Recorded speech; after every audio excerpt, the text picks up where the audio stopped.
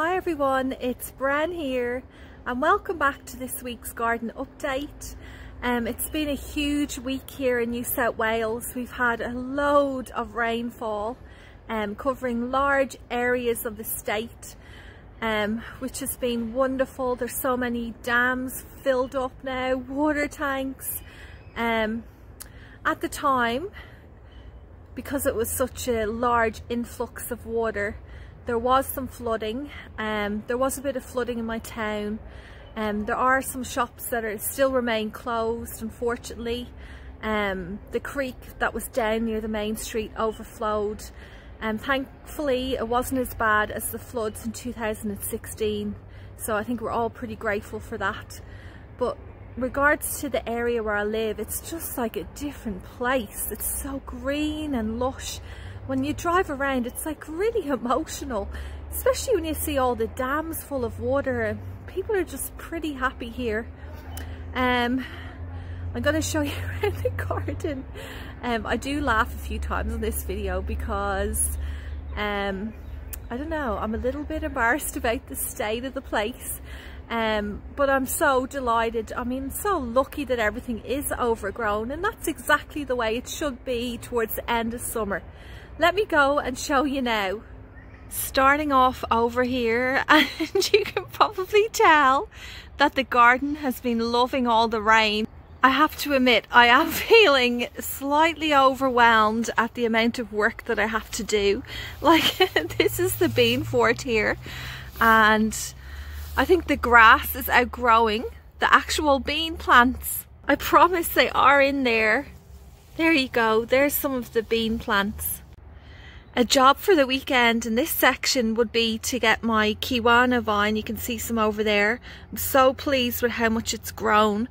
I need to get all of these and try and tie it up on this archway. Another job to do, besides the absolute obvious, where I need to get the grass cut and, you know, weeded out of the garden beds, is I have this dahlia here which is flowering. I've actually started to get a few spot flowers in some of my dahlia plants and they are looking wonderful. What I need to do with this plant is I need to get a stake in there and tie it up. The zinnias are looking nice and vibrant here. I think my rhubarb leaves have doubled in size since last week. I've got some really nice, healthy, strong stems in there. Let's head over to the corn that I had growing over near the side gate. They'll all need to be pulled out. Let's harvest one of the cobs. There's what it looks like inside. I really don't know what to make of this at all. So these were the corn plants that my friend gave me a few months ago, and I don't know, they look really strange, don't they? Is it pollinated? It almost looks like it is pollinated with the kernels, but they're white.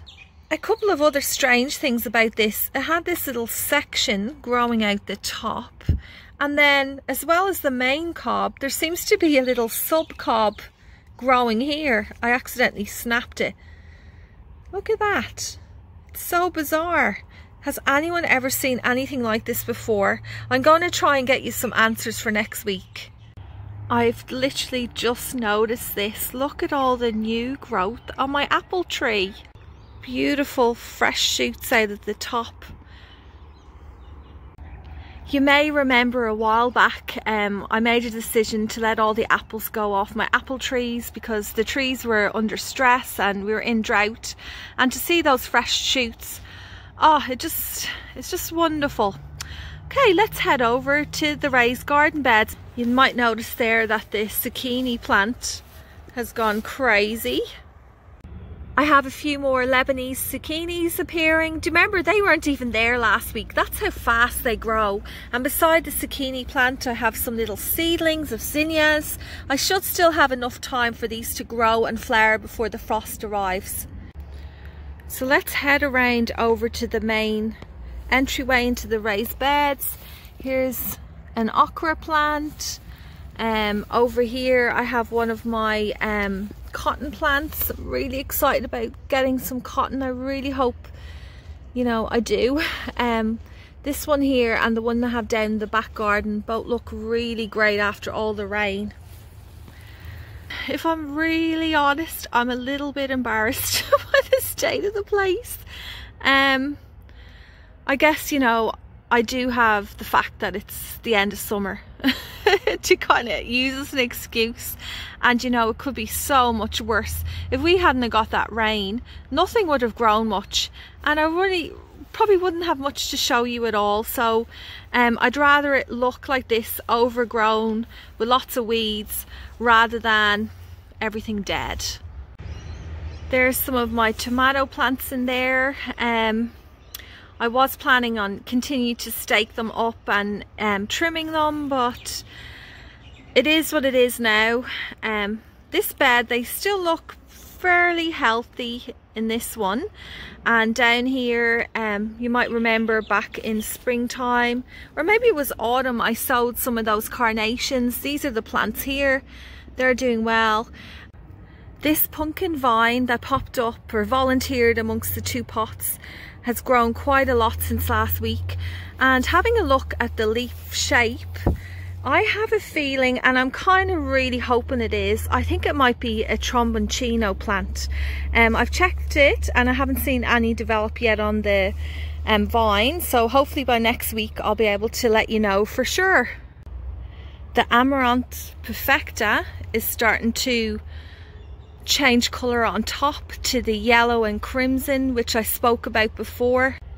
This annual, which I grew from seed, I actually sowed quite a lot of seeds, and out of my seeds germinating to my seedlings to the actual plant growing, this was the only one that survived.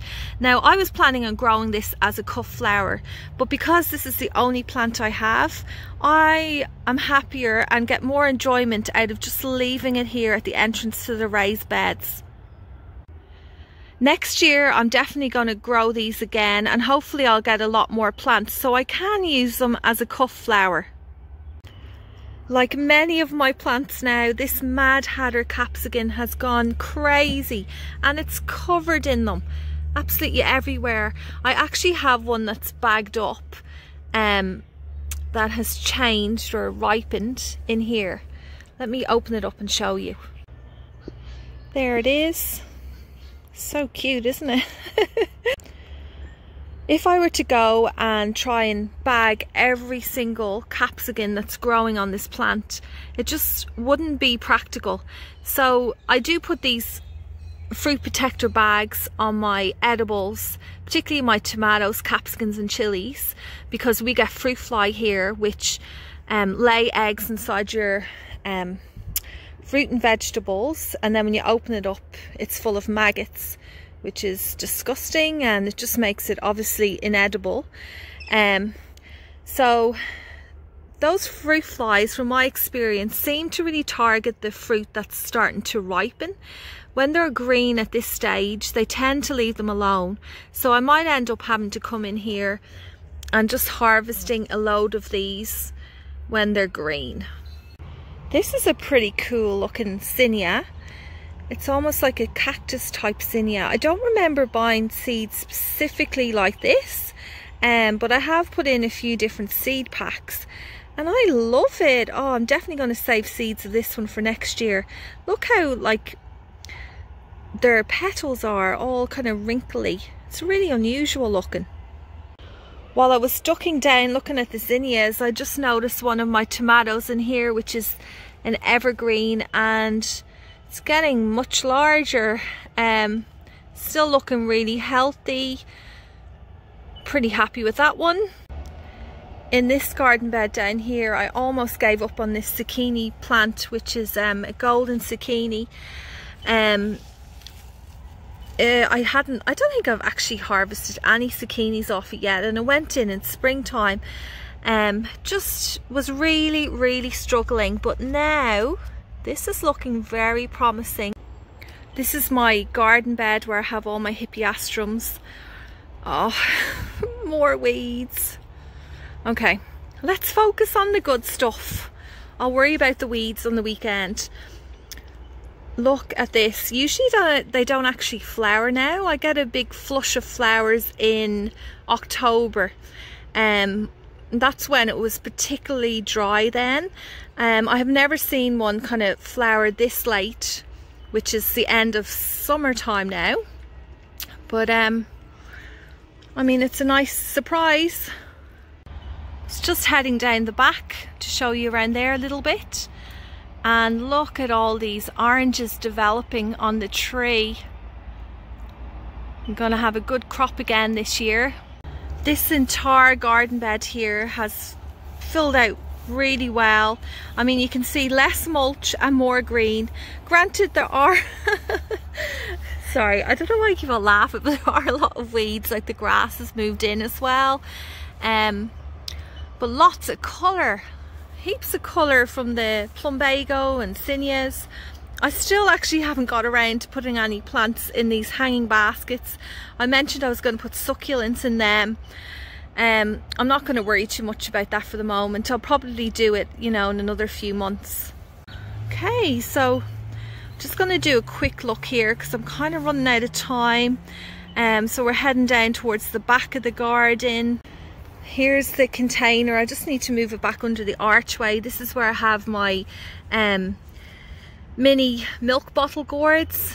I've got too many plants in here. I might dig some out and transplant them elsewhere. And it feels so good to be able to say that, because before I was just having to be really careful at the amount of plants I had in here because I was very limited with water. And now we've had so much, and I'm kind of crossing my fingers a little bit that the water restrictions will be lifted. But because we've got so much water, I mean, I can grow more things now, and it just feels so, not trying to be dramatic or anything, but kind of liberating, I guess you would say.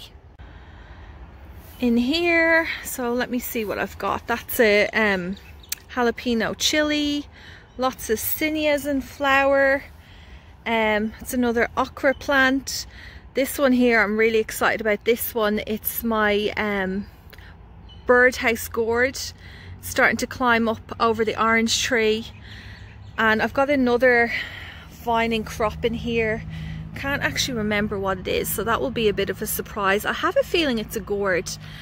And then over here, past more weeds, I have all these zinnia seedlings popping up, and over there I have some more vining crops. What was that one? I can't remember now. I'll have to go and check my notes. Yeah, it's just looking so great. Let me swing up here and you can have a look. So there's my dahlia patch. There's kind of overview of the garden. Here's the entryway into the area where I have tomato plants and some flowering plants. Look, I think I've shown you enough of the bad stuff today. I will show you in here next week. It's very overgrown at the moment. Around this way, a little update on my magnolia tree that is looking very sick after the long drought, followed by that really hot day, which is 47 or 48 degrees Celsius. I'm just so happy it got that massive downpour of water, and I know now that the roots are so well soaked. But look at this. I mean, I still have quite a lot of green leaves on it, and there's some there growing up this branch. You never know. It might just be okay. I'm going to wrap it up for today. Thank you so much for watching, everyone. If you have any questions, just pop them down in the comments below. I'm going to head inside, get my kids ready for school, spend a couple of hours cleaning, and then come out here and do plenty of weeding. I hope you all have a lovely week, and I'll see you next Friday.